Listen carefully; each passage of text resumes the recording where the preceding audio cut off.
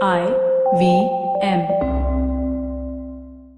Hey everybody, quick request once again, if you could help us out by filling out our survey. It's at ivmpodcast.com/survey. This really helps us talk to advertisers about the kinds of people listening to these shows. Really do appreciate your help, and we're going to be doing a random drawing, and we'll be sending out some IVM swag. Hope you enjoy that. Hello and welcome to the Habit Coach podcast. I am Ashdin, Doctor, your habit coach, and today with us we have a very special guest, Calum McGuigan. And he's the community founder of Shape and Foster. And it's a fantastic platform that I was exploring. And today I've invited Calum to share his story because it's a very interesting one. It's something that happened through 2020, and since 2020 has just gotten over, it's, different people have gone through so many different experiences and have made so many changes in their life. And I think Calum's story is very interesting, and which is why I wanted him on the Habit Coach podcast, because there are definitely elements that we can take from it and see how they can fit into our life. So Calum, welcome to the Habit Coach podcast. Thank you very much for having me, Ashdin. I'm delighted to be here. I listened to a bunch of your episodes, and it's an honour to have the opportunity to have a chat with you. Lovely. Thank you. Do you mind telling the listeners where your accent is from? Because I'm sure everyone must be curious about that.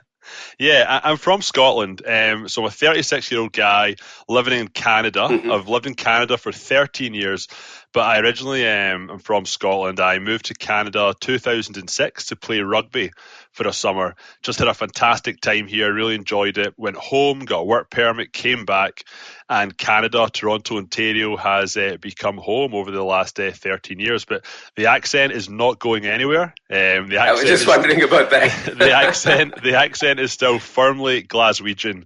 So I know, Ashdin, you've been to Scotland. I know you've been to Edinburgh. So I'm from like 1 hour from Edinburgh, essentially, Glasgow. So none of the Canadian aspects are seeping into you, huh? No, absolutely. Well, as far as the accent goes, no. Canadians, as far as like a culture goes, very friendly people, really warm, great sense of humour, similarities to the Scots. Mm-hmm. So, it was a very easy kind of cultural shift, but the accent has not made any inroads, no. But was it a big shift moving from Scotland to Canada, like packing up life and suddenly changing? Yeah, honestly, it wasn't. I've talked about this quite a bit to people. When I moved here, I was 22, 23 years old. Mm-hmm. I just graduated from university. So I hadn't started a career yet.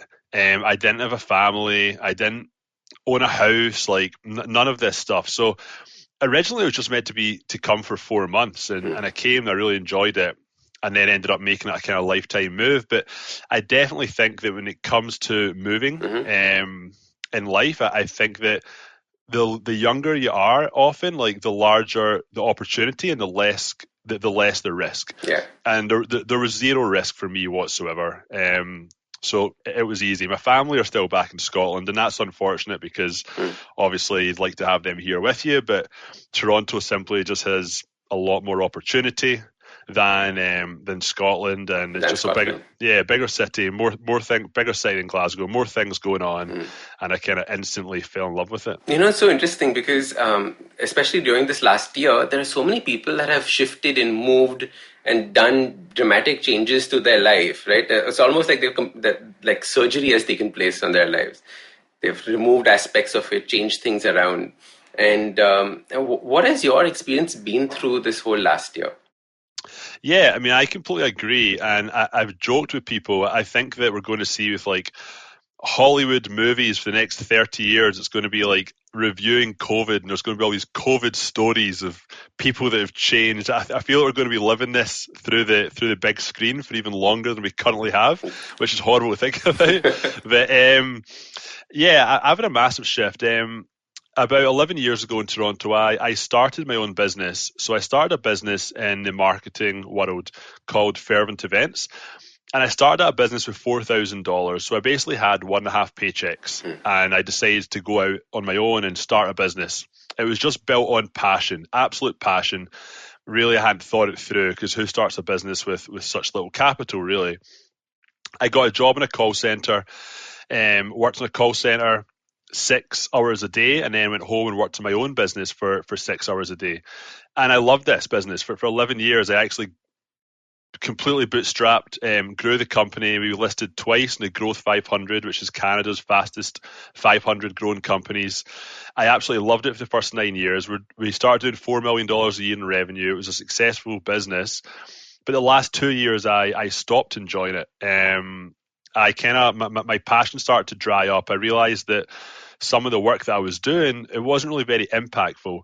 And we were bidding on stuff like big tobacco and quick service restaurants and massive contracts. But if we won that business, like, who are we impacting? We're encouraging people to smoke and stuff like this. So it started to kind of have a not feel good factor, if that makes any sense. That coincided about 2 years ago with the start of my own personal development journey. And I know that, so much of your story, Ashdin, is about your own personal development journey. So there's definitely some similarities here, although I'm way further behind in my journey than you are. But essentially, about 2 years ago, my son was 2.5 years old. Mm-hmm. I was in a bad habit of every couple of weeks coming home quite late, drinking and getting home at like 4 or 5 o'clock in the morning and just not feeling good about it. I was driving one day with my son to rugby to take him to like a rugby class. I've been looking forward to this for a long time. And I had an anxiety attack as I was driving. It was only the second time I've ever had an anxiety attack. Basically, I was in no condition to drive. My awareness was at an all-time low. I shouldn't have been driving. I got to rugby, and there was these other parents that were there, and they were all participating and bright-eyed and bushy-tailed, and that's who I always thought I would be as a dad, and that's who I want to be. So it was a massive wake-up call. From that moment about 2 years ago, I basically stopped drinking. I drink occasionally now, but I could count on one hand how many times I drink per year.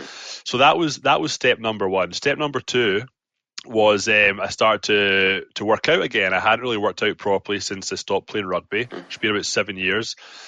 Started to work out again. Then lo and behold, less alcohol, more exercise. I started being happier.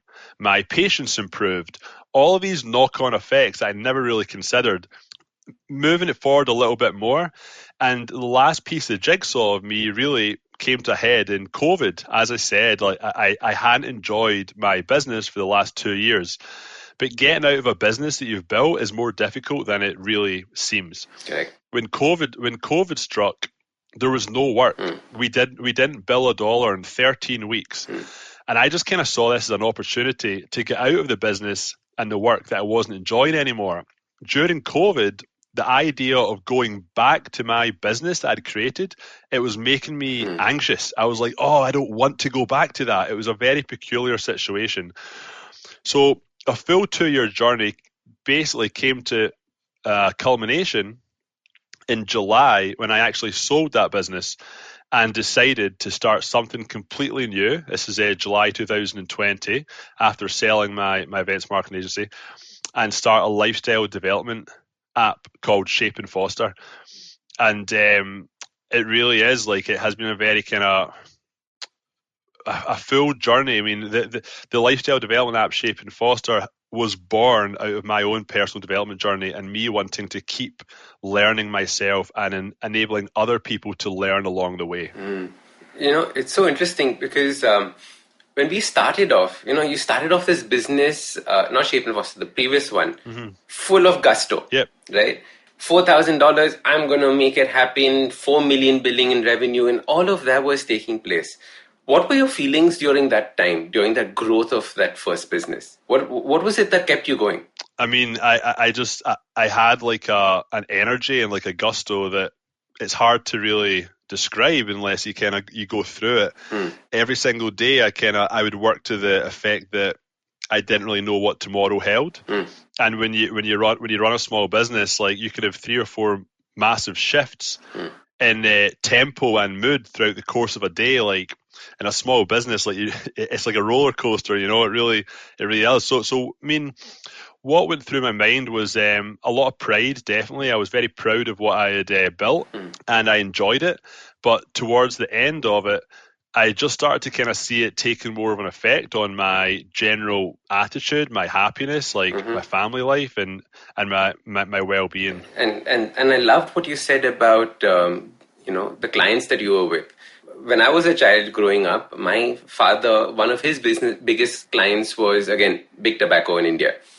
And he one day just took a decision saying, I'm going to stop working with them, because if I am convincing my child not to smoke, as he grows up, Yep. how can I convince other people or sell it? Yep. So, it's these kinds of model calls as well that suddenly start playing with you, especially when it comes to your business, because ultimately your business is like your baby as it starts growing. Oh, 100%. And I mean, one of the opportunities I had with a big tobacco company, it was massive. It was $12 million over 3 years. It would have basically doubled our revenue annually. But I would have been locked into that business for another 3 years. Yeah. So yeah, would have been making a lot of money, but morally, the moral compass was definitely in question. Let's put it that way. And just a general enjoyment, like. In my business, we were a small business, but there really wasn't any middle management. I mean, I still made a lot of the big decisions. And as you kind of grow, that creative aspect that made me fall in love with like marketing and the whole agency life, when I was like the creative guy and coming up with all the ideas and the activations, I wasn't really that guy anymore. I was like almost like glorified administrative guy, Correct. As you grew, the management aspect didn't grow along with it. But, you said something very interesting. You said that, it would have been $12 million. It would have increased my revenue. But it's money as opposed to models, right? Many people listening might be wondering, saying, but it was $12 million. Are you mad? Right? Where does that money compare to models? How was that decision for you? I mean, I think that the older you get, and I mean, I'm only 36. I'm not like anywhere near retirement. Like I've got a long way to go. So I think the older you get, the more valuation you put on personal life, time to yourself, time with your family. It just goes so much further than money, really. I mean, you have to earn a living, and it would be nice to be comfortable. However, at a cost of kind of just dreading every work day, and at a cost of maybe not seeing your kids like in the morning and then at night for like 3 days in a row, or at a cost of business travel. Is that, I mean, really, who's winning there? Like who's winning there when it comes to money? It's so interesting that we use the word at the cost of, right? Especially when we're talking about money. So money at the cost of health, money at the cost of time with children, money at the cost of... Yeah.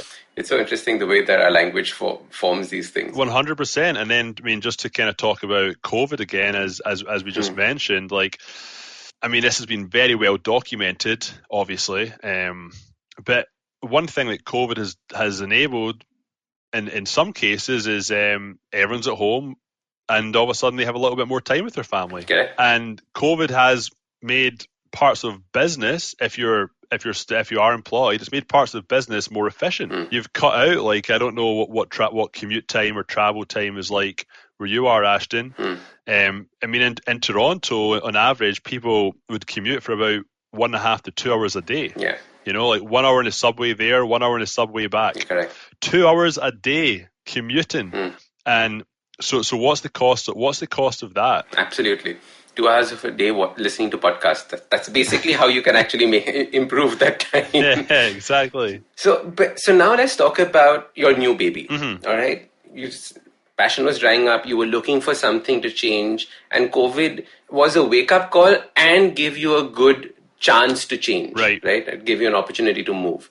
So now let's talk about your new baby. So, I mean, Shape and Foster, it's a lifestyle development app. It's also available in web browser. So you pay for a membership, and in turn, you're taking on a 12-month journey of lifestyle development from 6 experts, each of who have curated courses specifically for Shape and Foster. So the experts are in areas important to a healthy heart and a healthy mind. I'm sure there's many other industries that could be part of this, but just to kind of whittle it down, the 6 experts, the 6 industries that I went with are fitness, nutrition, mental health, a life coach, finance, and yoga. So every single 30 days, new course material becomes available in the app from each of these 6 professionals. All content is via video, Mm-hmm. and every video is 15 to 20 minutes in length from each expert. So essentially, as a member, you essentially would have to consume 2 to 2.5 hours of video content per month Mm-hmm. to learn from 6 different professionals for the duration of 12 months. Mm. And the reason the videos are that length is like it's like a TED Talk, right? Mm. TED Talks average 18 minutes in length. There's a reason that TED Talks don't last for 1 hour, or because no one's going to watch video now for 1 hour. It's getting less and less likely. Correct. So TED Talk found that magic number of 18 minutes. We're in that kind of 15 to 20 minute realm. Mm-hmm. And then the last thing I'll say, and I mean, the key term that we're going with, which you obviously associate with, the key term is actionable insight. So a member is going to get opened up to knowledge that can really impact their life by learning and forming habits as a result of that. So the membership goes over the period of 12 months, because it would be unrealistic to successfully improve all of these areas in only a few months. This is not a be your best self in 14 days. It's not that sort of thing. It's a slower paced, but we're hoping will ensure longer lasting results. Lovely. How did this idea of this business come about? The idea of the business just came around, honestly, because, as I say, I'd gone through my own personal development journey. I wanted to then start doing something else, and I thought, I mean, I want to keep learning. I didn't think that there was anything that came to mind that was a proactive approach of lifestyle development. So this is kind of where my personal development met my entrepreneurship. They kind of merged at this point. What I'd gone through, and then kind of sitting back and thinking, it'd be great to proactively learn from different experts that can improve my mental health and my wellness. I mean, so much of, in my experience, so much of life is dealt with retroactively. Finance, like you learn about mortgages as you purchase your first home or condo or whatever. It's the biggest investment of your life, and you're learning about that on the job. It doesn't make any sense. You go to the gym, I did, when you're already out of shape. Correct. And you start to get back into shape when you're already out of shape. Nutrition, you look at nutrition when your eating habits are maybe bad. Anxiety, I Googled anxiety after my first anxiety attack. Would it not be nice to kind of learn from a mental health professional proactively about your emotions and your state of mind, like before it maybe gets to like a drastic sort of spot like that? Same with a life coach. A life coach is the sort of thing that you might appoint in your life when your life is kind of lacking a bit of direction. So much of life is retroactive. And I just kind of saw a bit of a gap in the market, and in association with what I have gone through myself. It really was like a culmination of everything. Because these are the 6 aspects that you find are important for you to start creating that life that you want. Exactly. Right? And you talk about it as a community. Tell me a little bit about the community aspect of it. Yeah, so community is a massive part of who I am. I mean, I came here to play rugby. Stepping off the plane in Toronto, I met 40 people immediately, and it is that kind of community vibe. I come from a small town in Glasgow where you'd walk through the village and you would be impossible not to bump into 3 or 4 people that you know. So I love the whole community aspect. So in the app Shape and Foster is essentially like a social media feed where you can comment on expert videos. You can like or cheers, it's called, expert videos. You as a member can post a conversation around something around one of these topics. So for example, one of the members the other day posted a photo of a meal that he made and tagged it with nutrition. And then other members like gave him a thumbs up and gave him a cheers and commended him. So although nobody comes into the app knowing everybody else, everyone in the app is there for the exact same reason. They're all there to try and better themselves and to improve their well-being. So that makes for a very positive place to be. Also important to note, there's no adverts, there's no algorithms. So you go into the app for mental wellness, and that is all you're going to get. You're not going to be getting ads coming up or any algorithms like feeding you stuff that it thinks you like. It's simply what's in there, and I think there's a lot to be said for that. Lovely. And how do you keep the accountability going, like making sure that people are actually using it and making those changes? That's a good question. So all the videos, as I said, it's all video content. The videos are all tracked. So a video unlocks by one of two ways, or by two ways actually it has to unlock. So number one, videos unlock every 30 days. So when a member joins, they immediately get month one. And then month two comes 30 days later, videos unlock, and month three, 60 days, and so on. However, the videos will only unlock also if you have watched the previous content. So for example, you can't join and just, I like the look of learning about investments in finance, which is month 10, 11, and 12. So I want to jump to that. You can't. You have to watch month one, and then two, and then three, and all the videos are tracked. So the only way to complete the whole program is to watch every video from start to finish. And have you decided on that format for a particular reason? Like this month has to be this, then this, then this, and why is finance in the last couple of months? No, so it's actually finance is actually its own program. So finance is month 1 to month 12. Okay. Every expert has a month 1 to month 12 program. So you have videos to watch from every expert every single month. Okay. They're all very holistic. So even we're talking about finance. So for example, finance month 1, the very first one is about understanding your money mindset, and it digs into how your money mindset is made up from how your parents talked about money. Like was there scarcity? A lot of these kind of like themes. Interesting. And that's the very, very, very start of your journey, right? That's the very start of your journey. And then month 12 in finance is about investments. So you're starting your financial journey about understanding your money mindset, and you're ending learning about investments. So it's the same as, so every program is, nutrition is the same sort of idea. Nutrition, like 10 habits that you can interject into your diet tomorrow. And it's very simple steps like drinking 2 liters of water a day. It's simple sort of stuff, adding a pinch of Himalayan salt to your water. And then through the very, very end of it, you're making really top-notch meals. Big ones. Yeah, exactly. Interesting. So it's a nice journey that you're taking people on.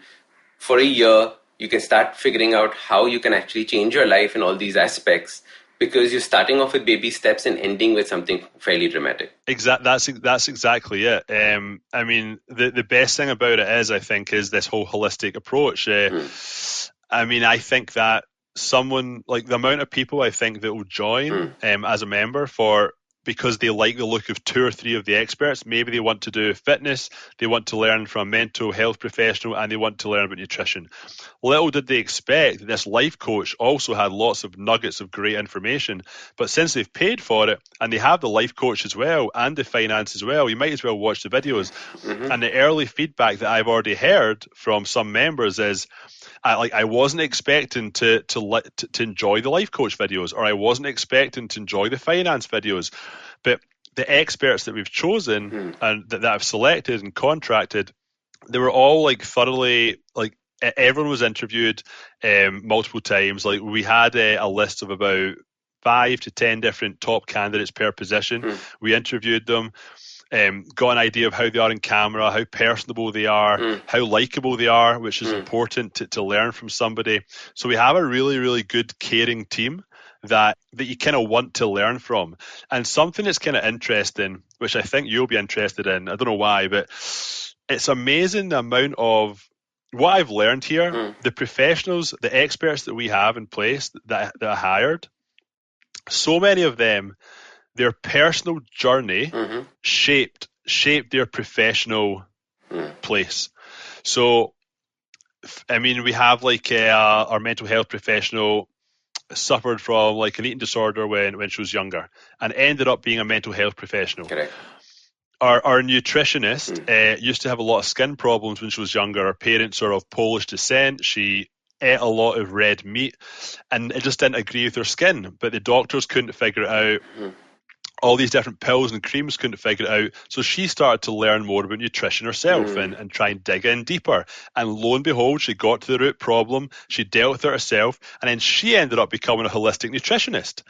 Our financial expert, Shinobu, she lives in San Diego, California. Her mum and dad, her mum is from Japan. Her dad is from Kenya. So they're both immigrants to the United States. They both included her as a child in all their money conversations because they wanted her just to learn about money growing up. They wanted her to be in total control of her financial future. She ended up being a financial planner. Like, it's really crazy. Like, some of the, like, what I've learned myself just from talking to these people, hiring these experts, the amount of people who their personal journey really shaped where they became professionally. So we've got a really caring team. I love it. It's so true, because the way that we think about our own journey and what we're going through right now, we can't predict what's going to happen in the future. But the best way is to learn and then teach. Right? And as soon as you get into that learning and teaching phase, that's when something solidifies, and that's when you feel like you're giving back to community. And I think the second business of yours is all about probably giving back to community in that context. Totally, 100%. I want it to be something I can be proud of. I want to have an impact. I mean, in a similar way that you're doing, Ashdin, you're impacting people for good, and I kind of want to go down that route myself. That's kind of where I am now personally. Lovely. And the app and everything is now live. It's launched. It has. So you can simply go to www.shapeandfoster.com. You get a free 14-day trial. Okay. Test it out, 14 days. Stick your head in. Have a look around. If it's for you, fantastic. If it's not, it's all good, and you simply just get out of there. And if you choose to stay on, the cost is $299 per year USD, or $29.99 per month USD. So it's essentially 12 months for the price of 10 if you go annually. Interesting. Free 14-day trial. Use it as much as you can. Understand it. Yeah. Use it. Yep. Use it as much as you can. Learn about the experts. Yeah. Absolutely. Yeah. Learn from the experts. Be part of the community, be part of the conversations, just get a feel for it. I mean, we've already had a very soft launch. We pre-January, we did a soft launch, open a few days. We got 70 members in there. Everyone's really enjoying it. We've had very few people that have actually come in and left. It's been very positive. Nice. And hopefully in 2021, end of the year, I'm hoping that we can be sitting at 4,000, 5,000, 6,000 members. Wow, that'll be lovely. Yeah, the cool thing about the community aspect is the more members, the more thriving the community. Yes, absolutely. And we're going to be talking about the various habits from each of these experts that you have in our next podcast that's going to be out in a day or so. But, if people need to get in touch with you, what's the best way of getting in touch with you, communicating with you, and understanding a little bit more about what you're doing? Simply, you can email me, community@shapeandfoster.com. Okay. I am right now the sole employee at Shape and Foster, so that email will come to me. It is a startup. Other than that, we're on Instagram at Shape and Foster. You can obviously follow us there, and you can come into the community, take on a free trial, and stick your head in, and there'll be lots of other people in there that can answer questions about the community as well. Because one of the cool things about it is the small group we already have in there after the soft launch, they're all equally comfortable already talking about what their shared experience has been like. So what better testimonial can you have than coming in and talking to actual members? No, absolutely. The community is going to keep it going. And that's what's exciting about it. Exactly.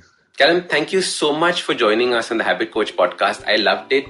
And I can't wait for the next one, which is all about actually, learning from your experts and what are those actionable tips that we can take away from them. Thank you. Thank you. If you like this podcast, don't forget to check out other interesting podcasts on the IVM network. You can listen to us on the IVM Podcast app or ivmpodcast.com. You can also follow us on social media. We are at IVM Podcasts on Twitter and Instagram. If you want to reach out to me, I am Ashdin Doc on Twitter and Instagram. You can find lots more information on my website, awesome180.com, or check out different content on my YouTube channel called AWESOME180. That's Awesome180. I hope you enjoyed that show. If you aren't following us on social media, it's 2021 now. It's time you did. You didn't in 2020. That was bad enough. But now in 2021, you really, really should. It's IVM Podcast on Twitter, Facebook, and Instagram. And a quick reminder to everybody, just please help us out with our survey, ivmpodcast.com/survey. We've had a number of you fill it out so far, but we want to shatter last year's number, right? Really, really blow that up. Go fill out the survey over there. If you do, we'll select from the emails that we have got submitted, and we'll be sending out some interesting swag to people. So what should you be listening to this week? First thing I want to talk about is the unprecedented episode. We did a triple crossover. Vineet Kanabar from Storytellers and Storysellers, Varun Dugirala from Advertising is Dead, and Karthik Nagarajan from the Filter Coffee Podcast all got together and put together a mega episode. Do check it out on whichever of their feeds you want. It's available on all three. On Naan Curry, the guy spoke about the history of alcohol in India. It's got a longer history than people would think. Definitely do check it out. Another show I want to call out this week a little bit is The Note by Maruk Inayat. Maruk had 2 fantastic episodes this week. She did her first episode with Amitabh Mattu about the elections in Kashmir, and then she did another one where she told the story of how she faked her identity to interview Benazir Bhutto. Definitely do check it out. And with that, I hope to see you again next week. Want to learn something new and have a few minutes to spare? Well, then go for the Traveling Professor's Diary, where I, Siddharth Deshmukh, the Traveling Professor, will help you glean from all the insights that I've gained from wherever I've traveled, learned, taught, and repeated. Join me every Tuesday and Thursday on the IVM Podcast website, app, or wherever you get your podcasts from.